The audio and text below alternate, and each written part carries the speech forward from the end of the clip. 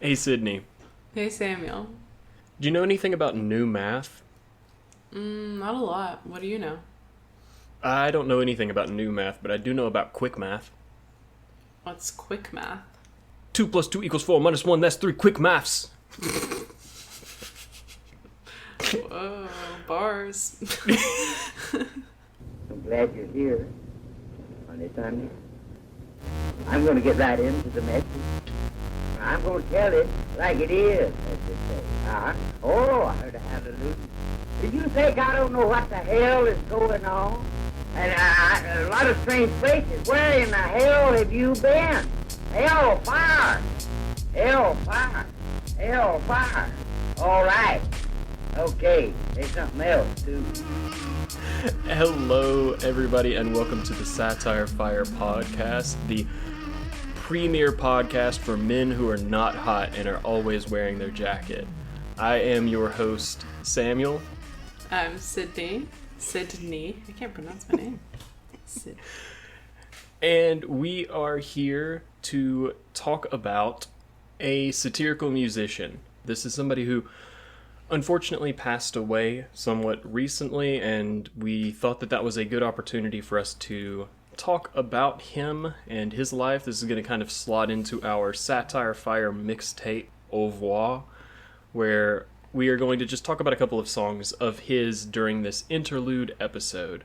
This is an interlude between our last series that we just finished, which was Lou Ledine's Little Library of Banned Books. If you didn't listen to that series, go and check it out. It was a really fun one to record and a really fun one to listen to, I hope. And you get to hear us say a lot of nice things about Kirsten Miller and her wonderful book. And then next week, we're going to be starting a new series, which Sydney is going to be leading, about the short story collection, Her Body and Other Parties. But to give you guys a little bit more time to read the book before we start, and to give us a little bit more time to read the book and prep, we are doing this interlude episode. But before we spend too much time talking about that, the whole point of the show, Sydney, you promised us that you would talk to us about a book this week, and I've been on pins and needles waiting to hear about it. Yeah, so I read a book. This book was actually featured not recently by the time this is coming out. Sorry, that's a lie. This book was actually featured in one of our Reels, TikToks, whatever short form video content you're watching.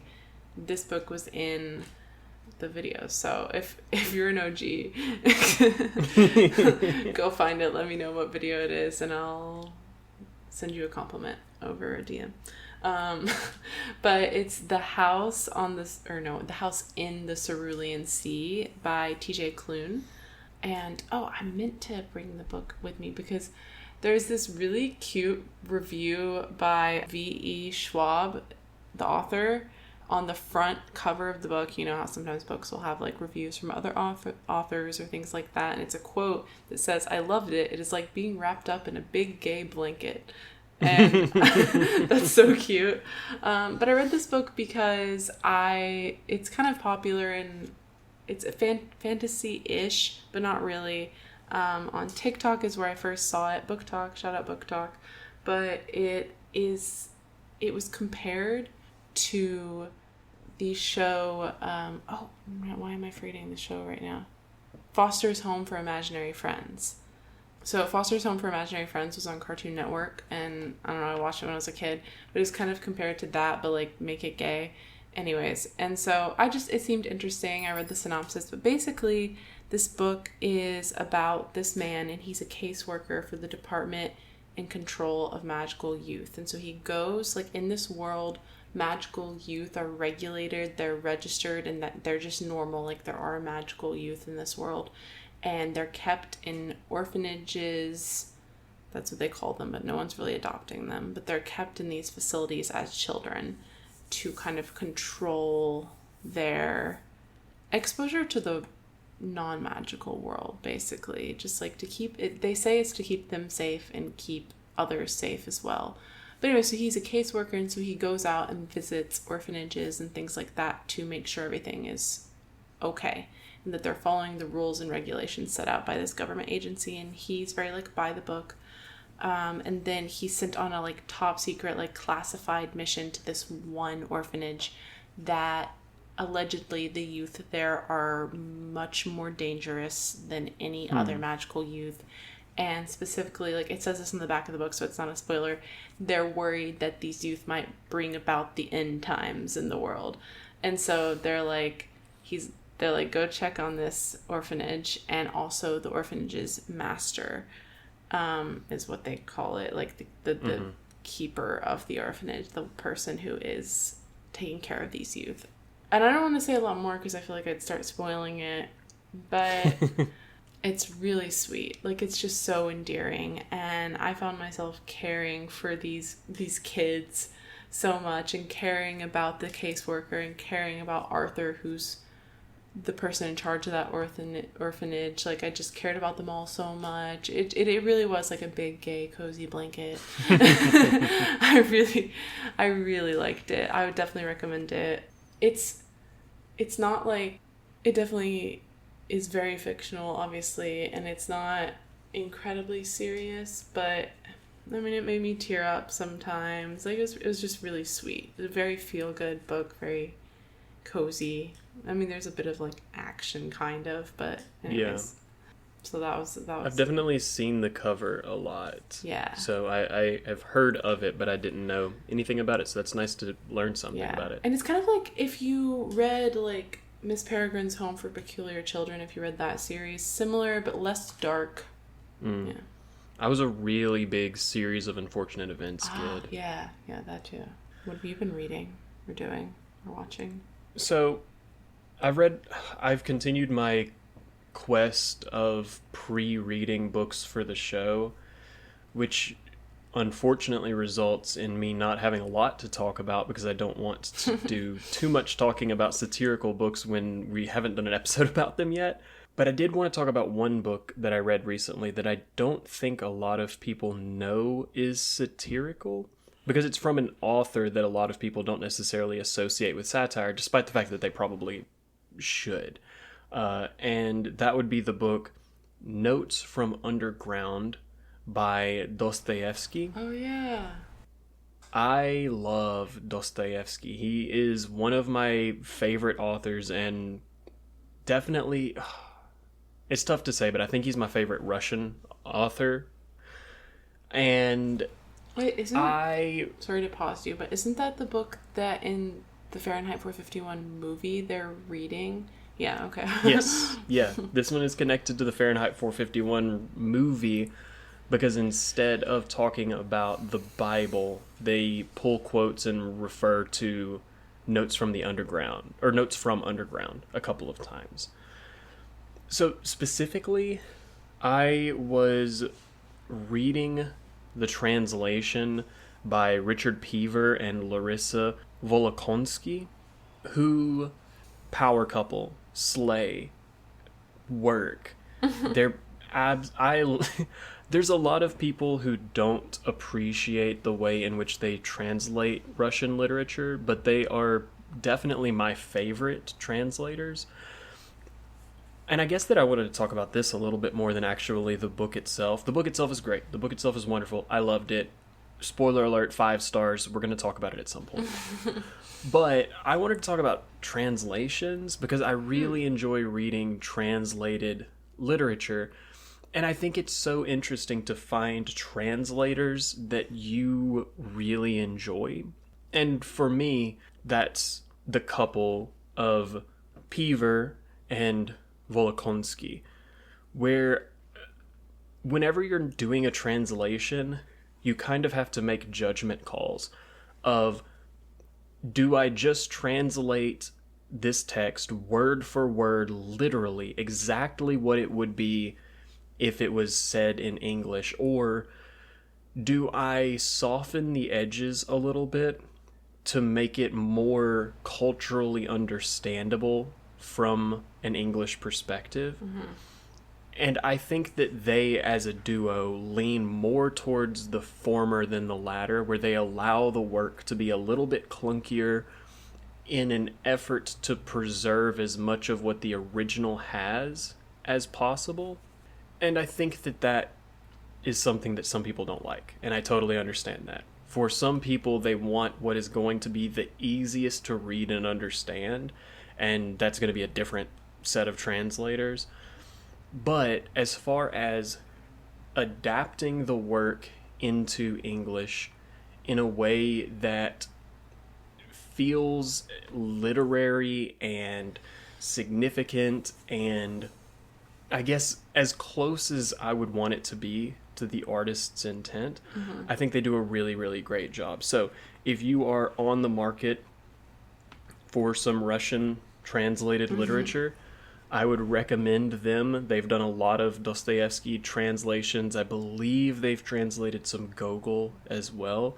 And I like them a lot. So that's my recommendation for the week is translated Russian literature. Translated Russian literature. Very, very broad, but also kind of specific at the same time. Absolutely. That's what we do. We hit them with the intellectual commentary like Russian literature is good sometimes. But speaking of intellectual commentary, let's talk about why we are here today, which is the musician and satirist Tom Lehrer. Now, Tom Lehrer is somebody that most people probably have a passing knowledge of. They might just not know that they do. He unfortunately recently passed away, and so you might know of him from seeing his name in the news or seeing his obituary in the news. But beyond that, he wrote satirical songs that regularly implemented the sounds and styles of show tunes, and there are some of them that, at least if you're a nerd, you've probably heard, such as the song The Elements. He was the guy that wrote a entire song that says every single element on the periodic table within the song. And so I knew kids growing up who would learn the song so that they could memorize every element on the periodic table, which is some really... They say you don't ask to be bullied as a kid, but that's a tough row to hoe. I memorized the first 4 periods. That's the rows. The rows are the periods, right? Yeah. Wait. But I didn't do the whole thing, and I didn't learn this song. And the reason I did it is so silly, but... A story for another time. Yeah. I know what but the if first you 4. Go ahead. if you'd had this song, you could have done all of it significantly easier because it's set to a show tune. But I wanted to talk about him some today as a person, and then talk about some of the songs that he did that are either well-known or not as well-known, but are very, very strongly satirical songs that I thought were worth talking about on the podcast. So a little bit of bio about him, which I love the bio that I've concocted here. We've got lots of fun facts. Some of them are for the real highbrow listeners. You're going to hear these fun facts and go, oh, how interesting. I can use this at my next cocktail party. And then also some real degenerate shit where you're going to hear it and our lowball listeners are going to say, hell yeah, dudes rock. We have something for everyone. Kind of. So, comment below, are you a how interesting listener or a dudes rock listener? What do you think you are? Oh, I'm dudes rock all the way.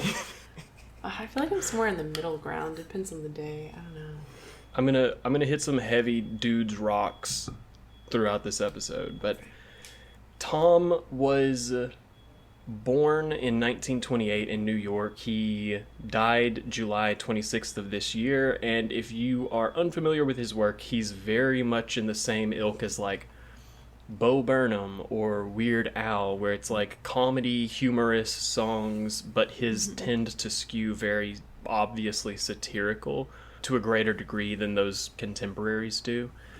He, like I said, born in New York, grew up in New York. He actually attended camp Androscoggin, which I think maybe if you're a New Yorker, you might be familiar with. I'm not. But here we go. How interesting, listeners. Prepare yourself. He was there as a camper and as a counselor. And fun fact, he was actually the camp counselor for Stephen Sondheim. I'm a how interesting listener now.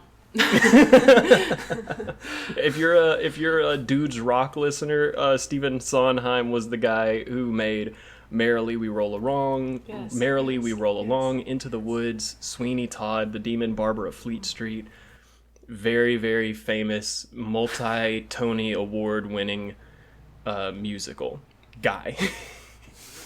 Tom was very, very smart. He graduated high school at 15 and went to Harvard, which is where he first started writing satirical songs. He got a degree in mathematics and a master's degree in mathematics, both from Harvard, and was then drafted and served at the NSA from 1955 to 1957. All right, now, if you're a Dudes Rock listener, tune in for this one. While he was serving at the NSA, he allegedly invented the Jello Shot. Wait, now I'm a Dudes Rock listener. This is not... I'll tear up a Jello Shot to this day. Dudes Rock, man. Dudes Rock. So I looked into this because this sounded like some bullshit that somebody who writes satirical songs would say, and it's just not true. And so it's kind of not true in the sense that adding gelatin to liquor existed before the 1950s, but 1950s was the introduction of Jello as a brand. So the first modern Jello shot, from all the sources I could find, is attributed to Tom Lehrer. So the next time that you get blackout at a frat party, thank Tom. I love this guy. But he's a man of many talents. After serving in the military, he actually went on to teach math and musical theater for MIT, the University of California, Santa Cruz, and a couple of other colleges. This is, I think we're leaning towards, oh, how interesting, listeners. He gets a shout out in Isaac Asimov's autobiography, which I'm going to send you this quote for you to read, Sid. In Joy Still Felt, Asimov recounted seeing Lehrer perform in a Boston nightclub on October 9th, 1954. Lehrer sang a song about Jim getting it from Louise and Sally from Jim. And after a while, you gathered the it was venereal disease. Suddenly, as the combinations grew more grotesque, you realized he was satirizing every known perversion without using a single naughty phrase. It was clearly unsingable outside a nightclub. Asimov also recalled a song that dealt with the Boston subway system, making use of the stations leading into town from Harvard, observing that the local subject matter rendered the song useless for general distribution. Lehrer subsequently granted Asimov permission to print the lyrics to the subway song in his book. I still haven't gone to nightclubs often, said Asimov, but of all the times I have gone, it was on this occasion that I had by far the best time. So, how interesting. Tom Lehrer showed Isaac Asimov the best time he's ever had at a nightclub. After this is when he finally started kicking off his musical career. Some of his early hits were songs that were just humorous and were kind of satirical, but not necessarily very political, such as I Hold Your Hand in Mine, which is a love song where the singer has cut off his dead girlfriend's hand and is carrying it around as a keepsake. Another one that was very popular, and if you've heard of him, you've probably heard it, is Poisoning Pigeons in the Park, which is satirizing the fact that at this period of time, Boston was exterminating pigeons by leaving out poisoned corn in the park. And he just wrote a song about it, but that's so crazy. Just leaving poisoned corn out to kill pigeons in your public park is wild.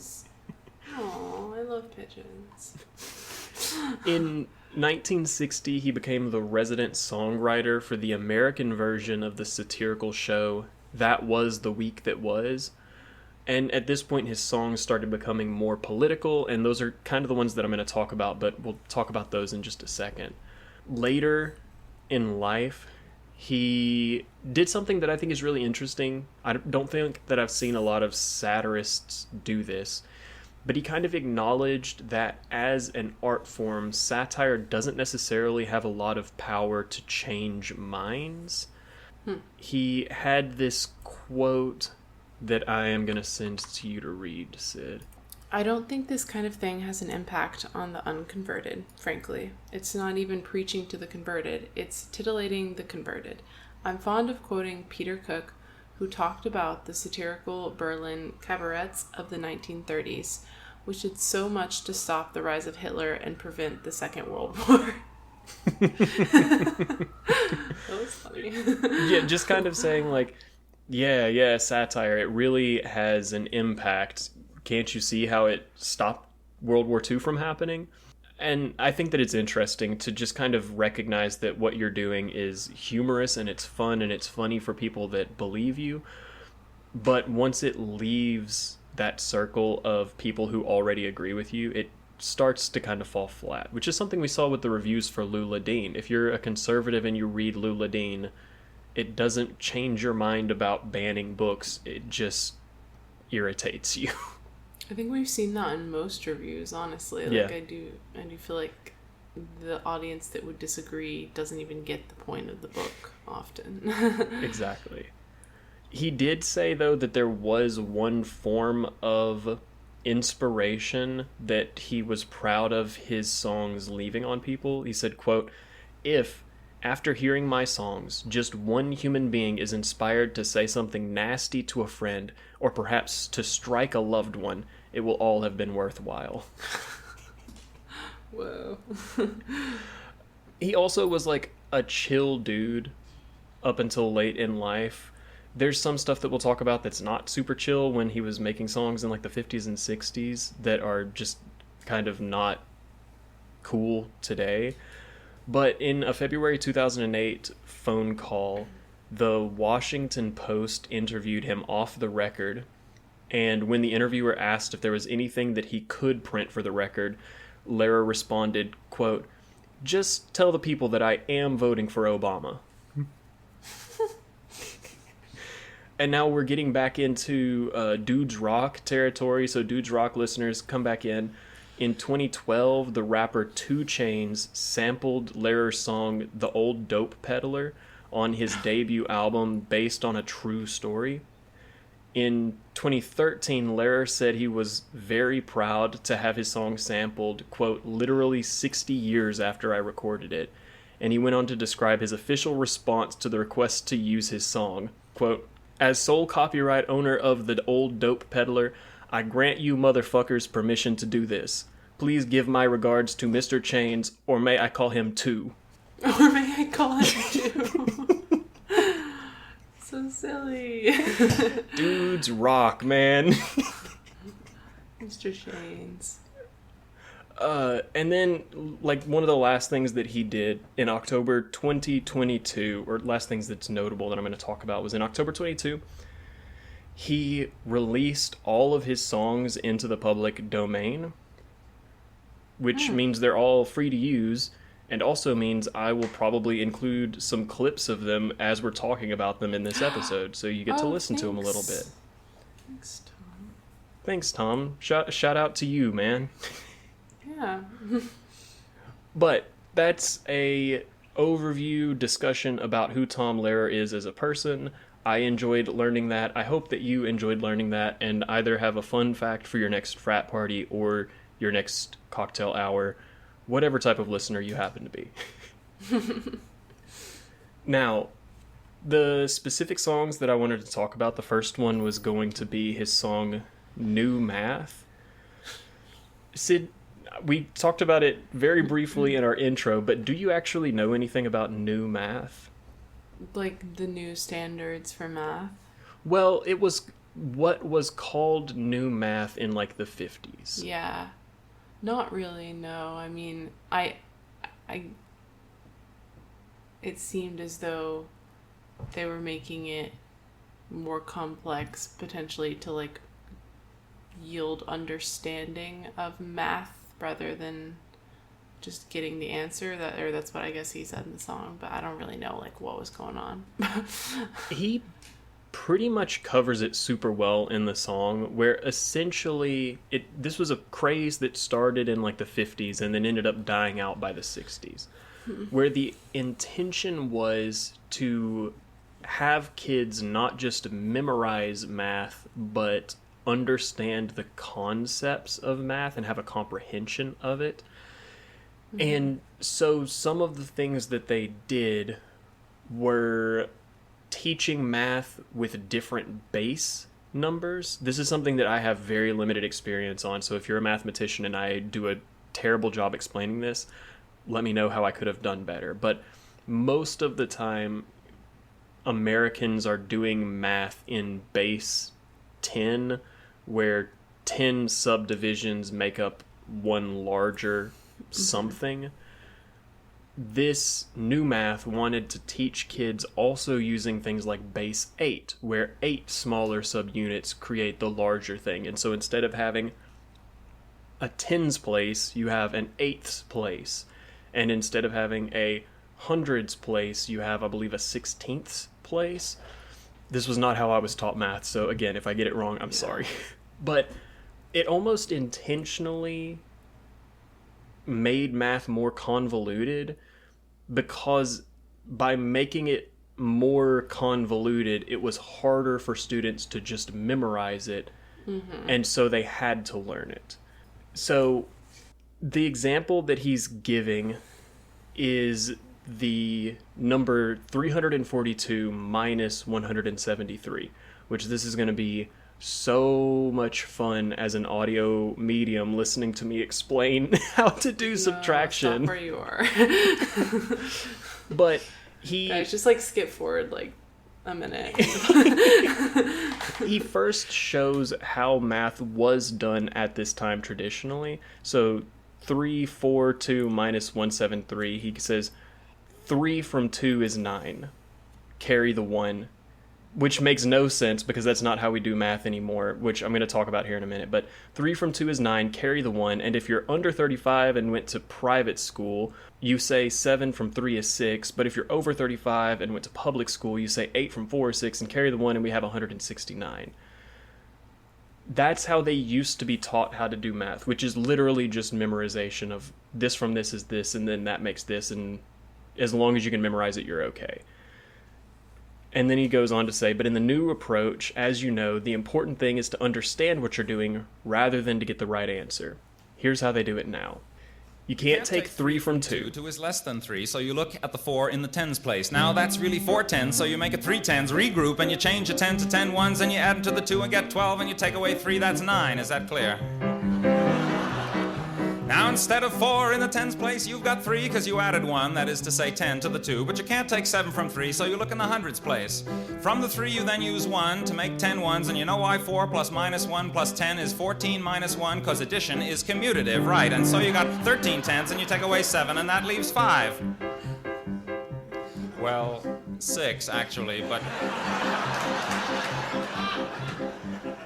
the idea is the important thing.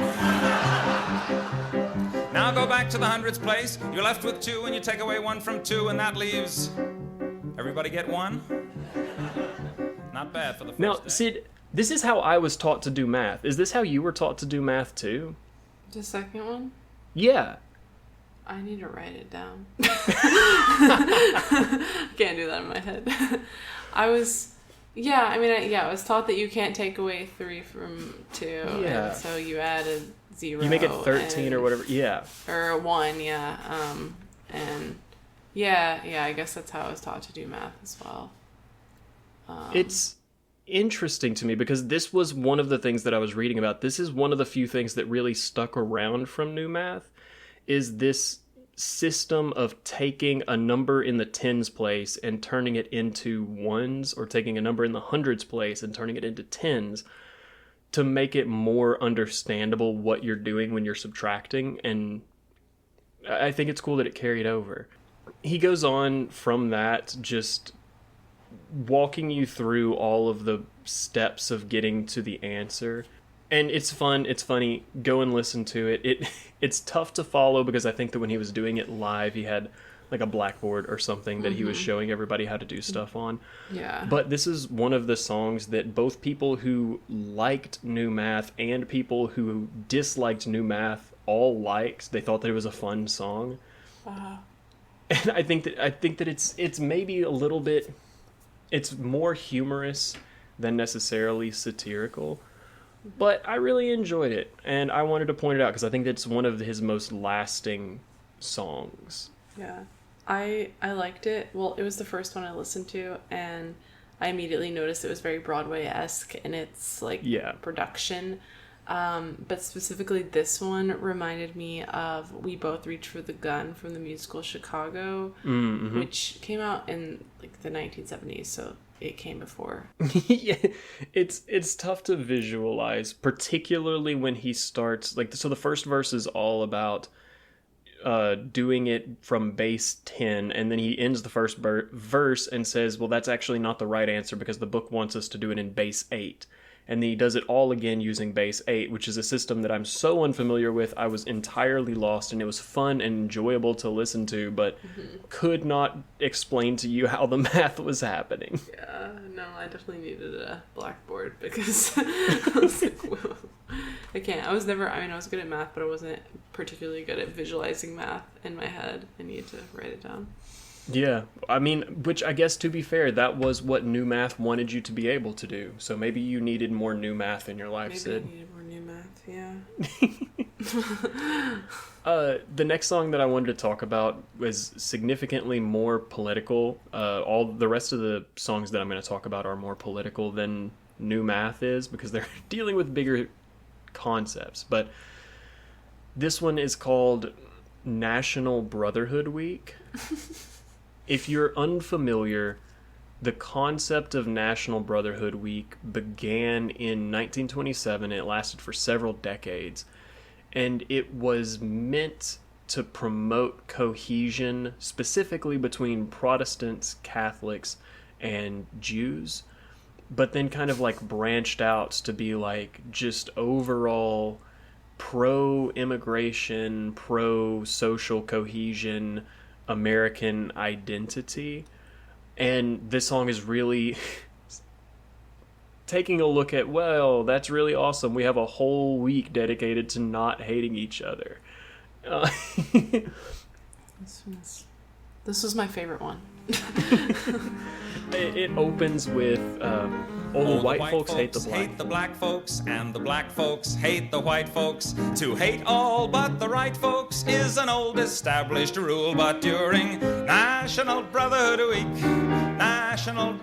Week, Lena Horne and Sheriff Clark are dancing cheek to cheek. It's fun to eulogize the people you despise as long as you don't let them in your school.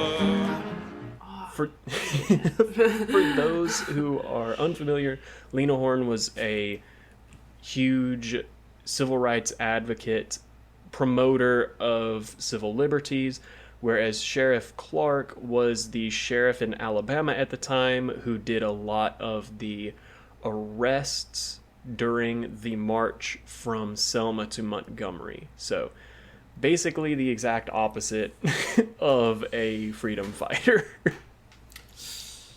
He's a freedom arrester. Freedom arrester. Great job title.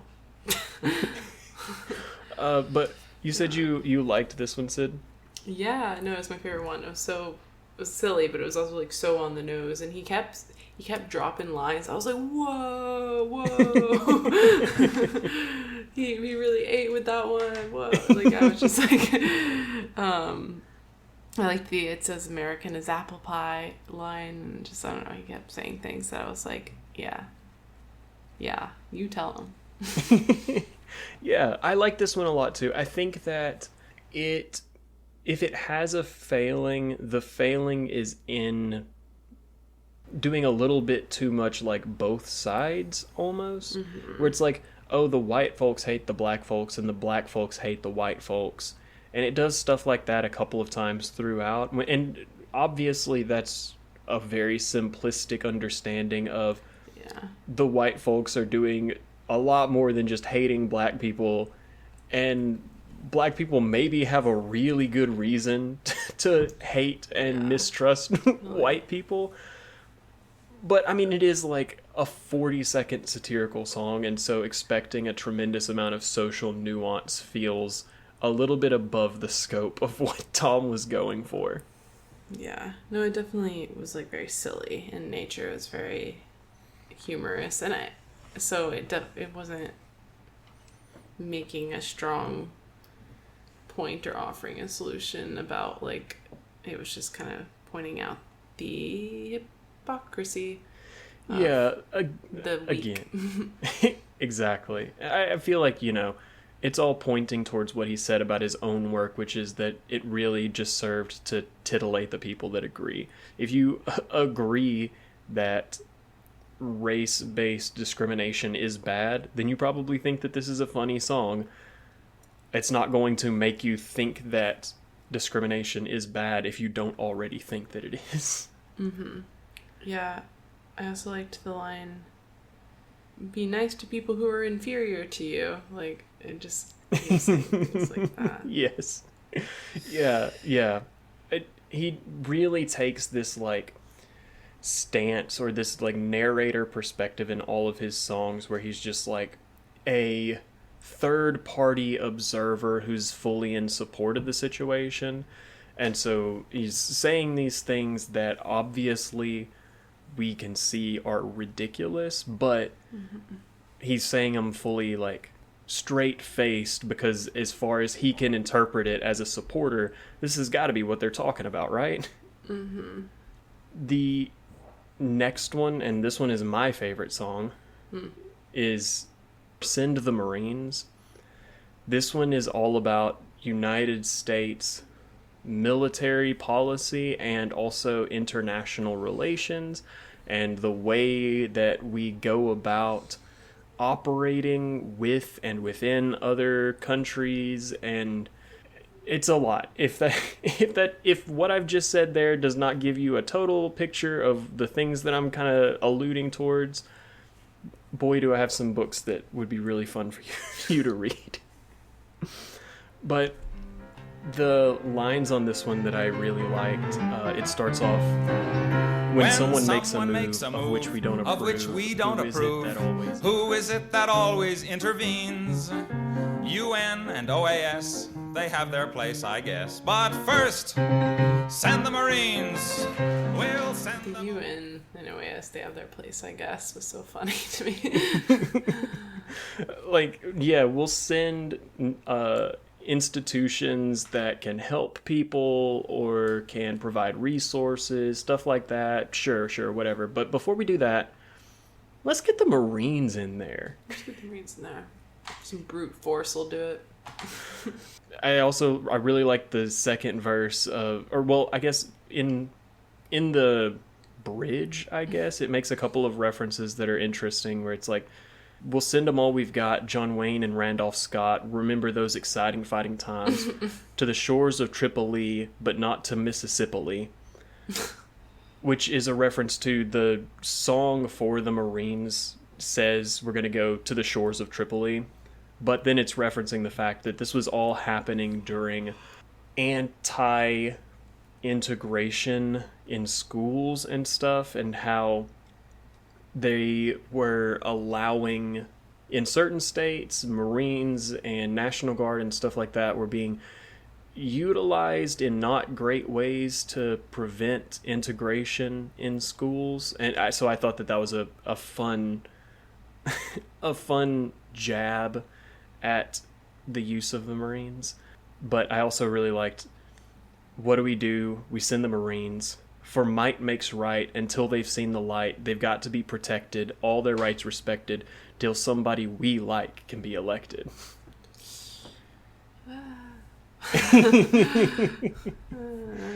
And yeah, that's U.S. foreign policy for you. Let's send the Marines, and someday they'll put somebody in place that really loves the United States, and then we don't have to send the Marines anymore. I also liked that one a lot. It like also made me laugh, but also it made me a little sad. Yeah. Like, it was funny, but the things he was saying, I was like, ah. Yeah. Which I think, you know. Oh. Go ahead. I like would hope these lines make people uncomfortable, and I don't know that they would make people who don't agree with him uncomfortable, like he was saying. Yeah. But I think that it's definitely one of those that if you don't already have an understanding of and agree with the fact that the U.S. military has pretty regularly been used as a force of colonialism, then you're going to see this or hear this or read this and just say, no, I think that you're misrepresenting it. We are just defending democracy. Have you considered that? Mm-hmm. And this is not something that is going to sway you away from that point, but... Yeah. It's really, I mean, it's very anti-everything like you are taught about the military. Yeah. Growing up. So, I mean, that would make sense if you hadn't. Absolutely. So.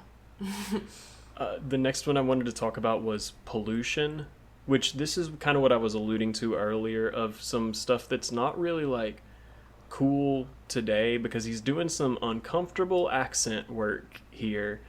All of his songs generally are styled after some sort of contemporary music, be it show tunes or a waltz or something like that. This one is stylized after, like, Caribbean songs that you would hear on TV shows if people are doing, like, a limbo or something.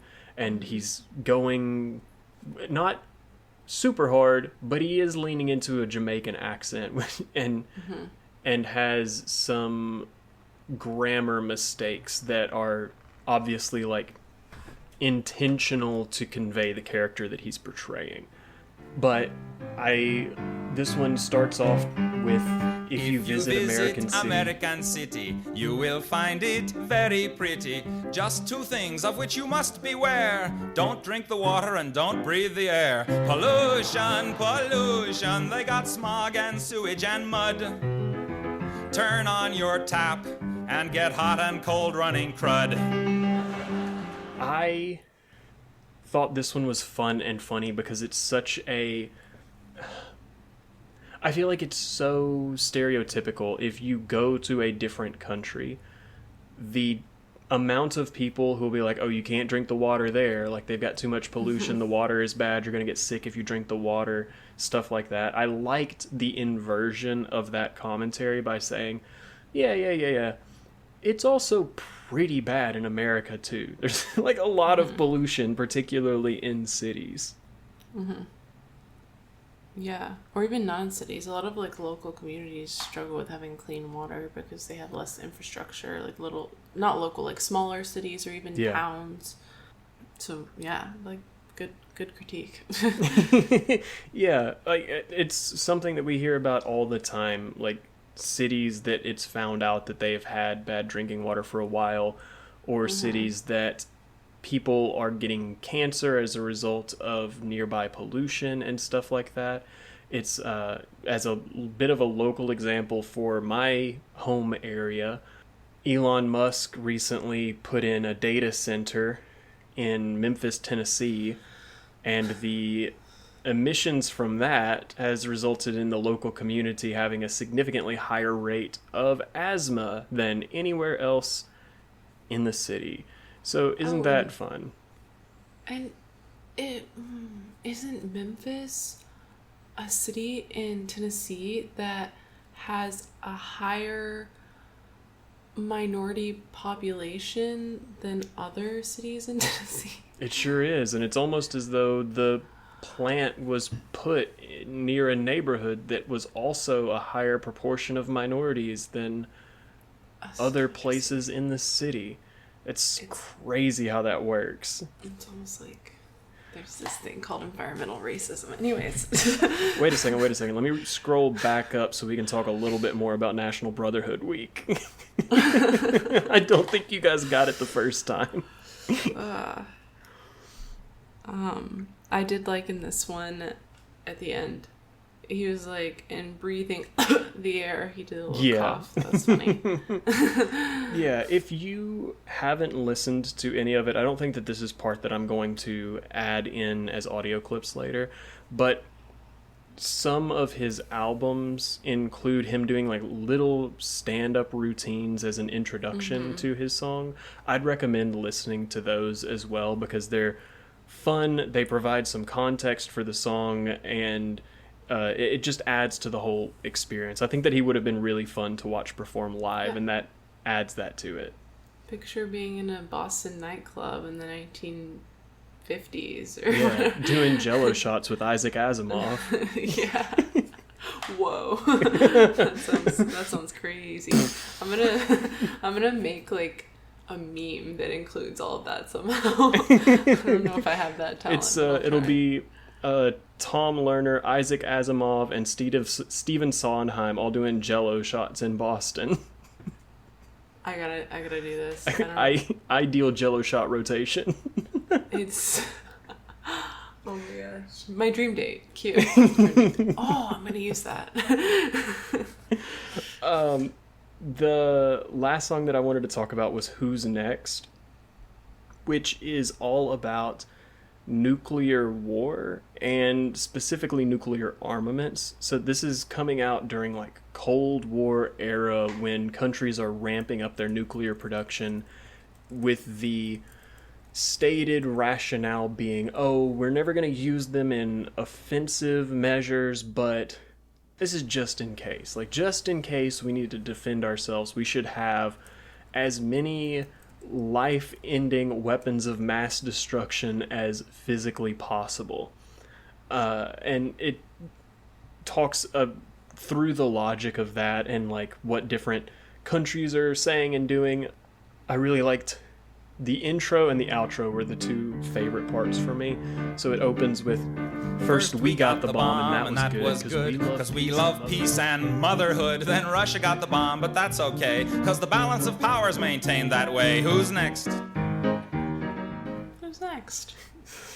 And then I also really liked the end where it's Egypt's gonna get one too, just to use on you know who. So Israel's getting tense, wants one in self-defense. The Lord's our shepherd, says the psalm, but just in case, we better get a bomb. Who's the next? We better get a bomb. But yeah, I really liked this one. I think that it's doing a good job at subtly pointing towards, like, if we actually cared about defense and we actually cared about safety, maybe the thing that we should be doing is reducing the number of weapons of mass destruction in the world, as opposed to the public thinking of, well, if we have enough, no one will attack us, and if we do, well, we'll just wipe them off the face of the earth. No problem. They're too scared because we will kill all of their civilians. Yay. Send the Marines, baby. Send the Marines. We better get a bomb. But that is essentially Tom Lehrer. I think that if you get the chance to listen to any of his stuff, I would recommend it. I think that some of it is a little bit dated, and you might not necessarily get the references. Some of it is obviously, as we just saw, still very relevant.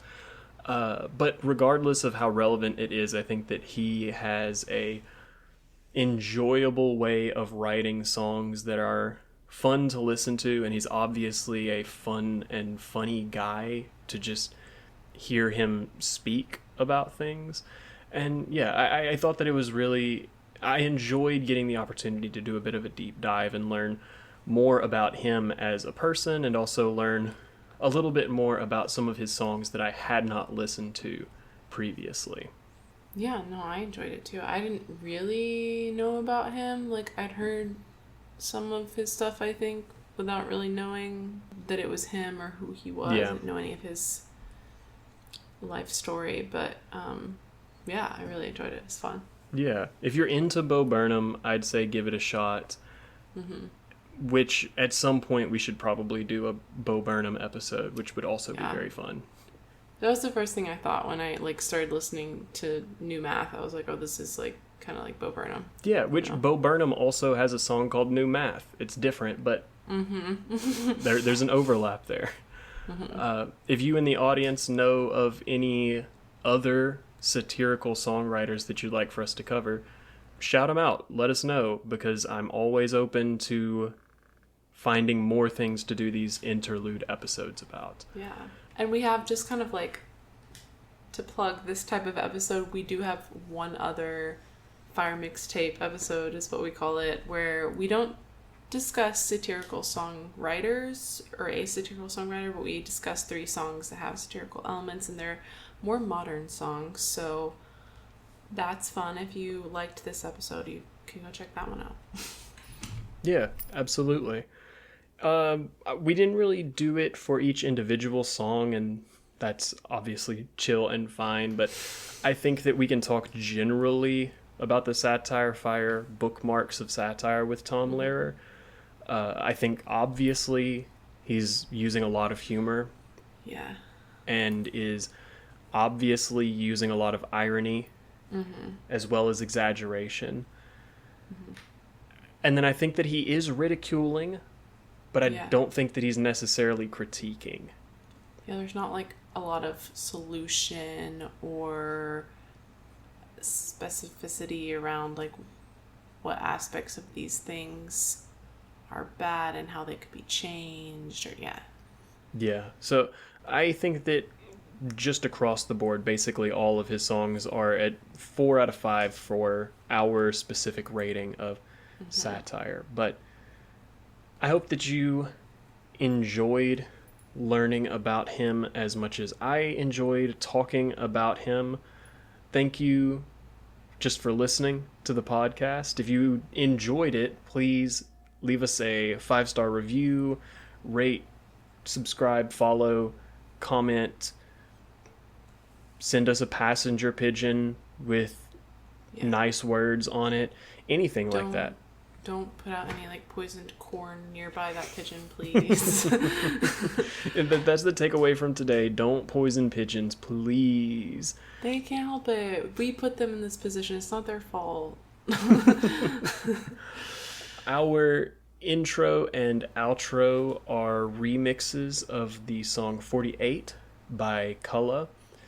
Like I said in the start of the episode, we're going to be back next week to start our series on Her Body and Other Parties, which will be led by Sydney, so be sure to come back and check that out next week. But between now and then, if you would like to hang out and chat with us and ask us questions and see how funny we can be and what good pictures of books we take, Sydney, where can people find us? Yeah, we can be found on Instagram at the Satire Fire Pod, P-O-D, and on TikTok, Blue Sky, and YouTube, just at the Satire Fire. Yeah, and we love it when you like, comment, follow, DM us, whatever you want to do, however you want to engage. We appreciate it, and thanks to Tom Lehrer for your life. Yeah. R.I.P. R.I.P.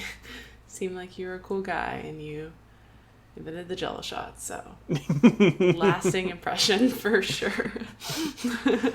Dudes rock. Dudes rock. All right. Thanks for joining us. This has been the Satire Fire. Don't forget to support your local library. I am Samuel. I'm Sydney. Bye. Bye. I just about come to the end of the road. Here, I've just about lost patience with you people. You get your ass out into the mountains or someplace, or hide in there and watch that damn tube. But if not, fuck it. I'm done. And like my sermon.